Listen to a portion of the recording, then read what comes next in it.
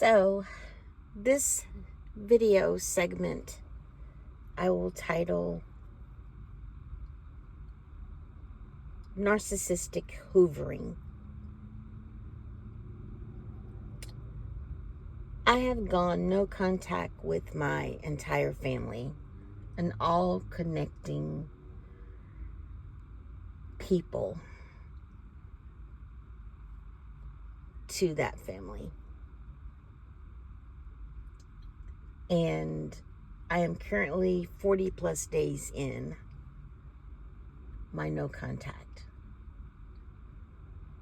It did not take long for my no contact boundaries to be violated.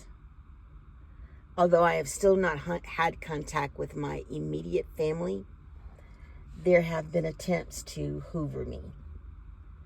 Now, a narcissistic hoovering is simply when a person you've gone no contact with, who most likely displays a lot of narcissistic character traits. They may not necessarily be a full-blown narcissist, but their behaviors can exhibit some of those traits.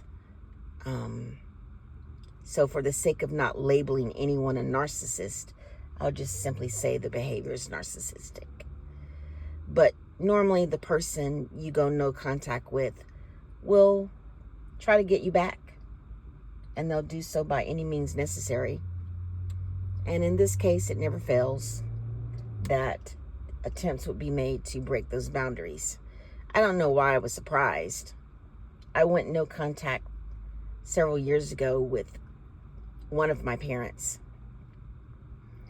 and they did everything possible to gain contact, right on down to putting themselves in the hospital in the state where I live in for that hospital to reach out to me. Of course, I would decline. I would check the number, look it up, found it was the hospital. And of course, listen to multiple voice messages that were left by this parent to get me to contact them because, said parent was supposedly dying.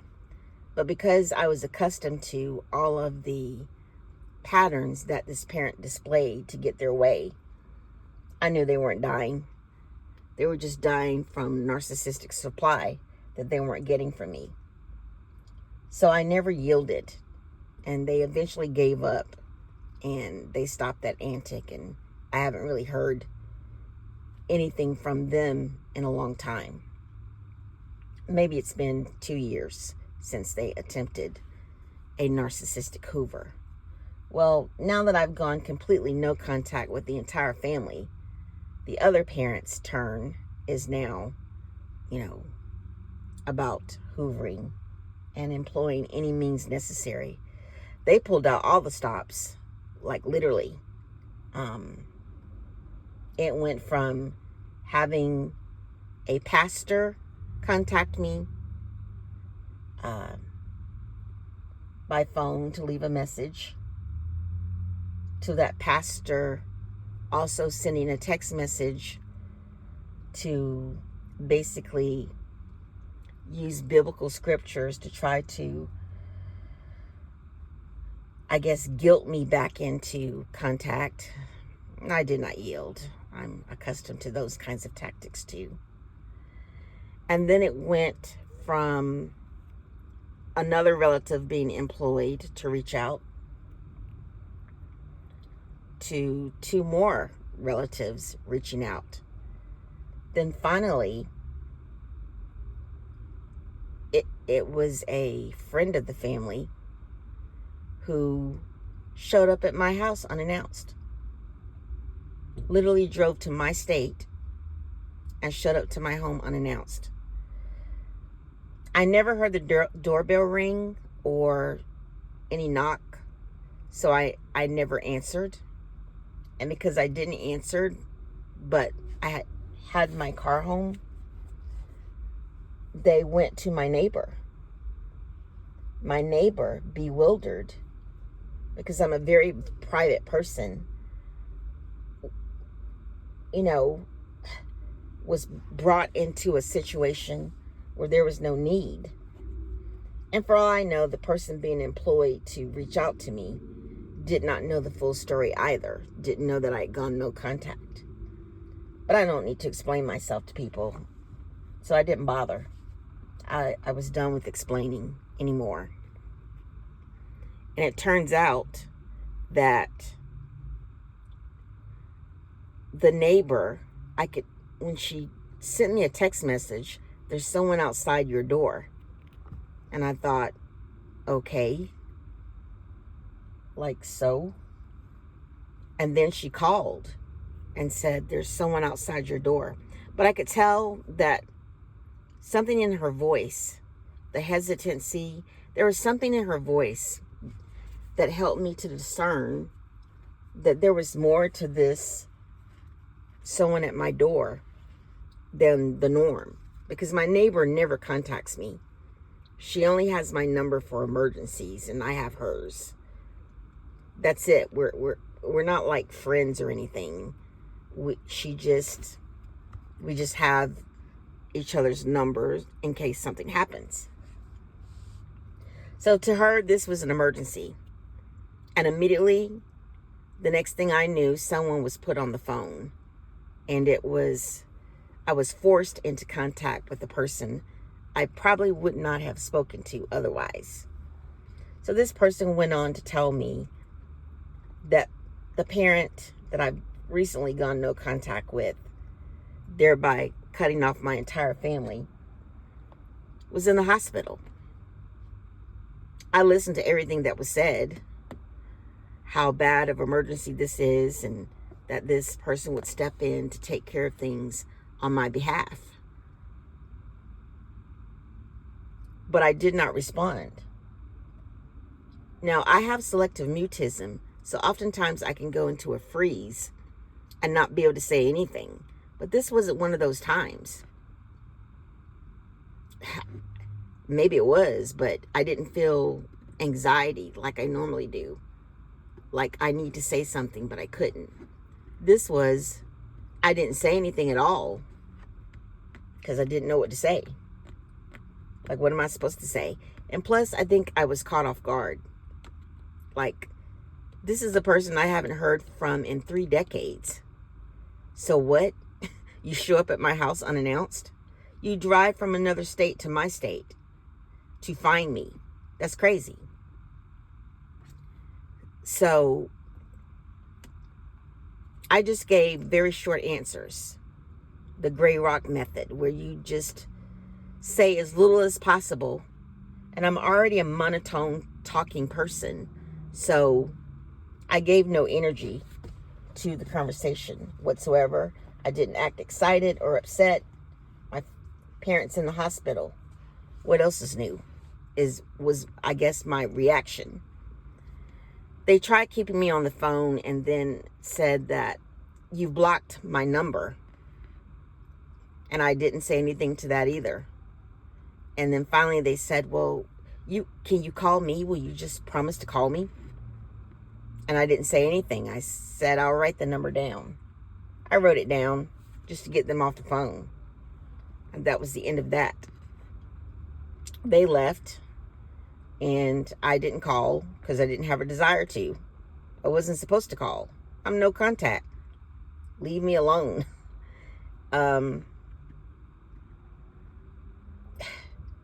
So that was an extreme. And then I had someone who found my resume online. They emailed me through this resume website. And I'd done that resume years ago.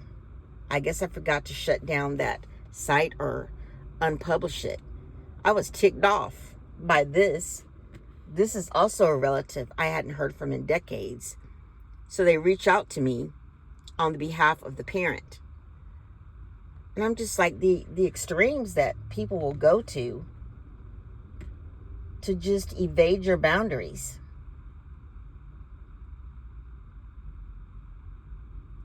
That all happened starting on day 14 of my no contact. And it's been hit and miss ever since. But I have not had a desire to open the door to anyone or to talk to anyone. It's pretty much a done deal. I'm the type of person that when my mind is made up about something, it's pretty much made up. You're not going to change it. You can do anything you want to do. You can plead and beg and whatever. I am unmoved.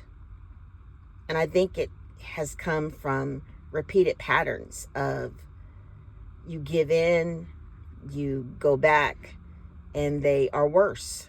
So this time, absolutely not.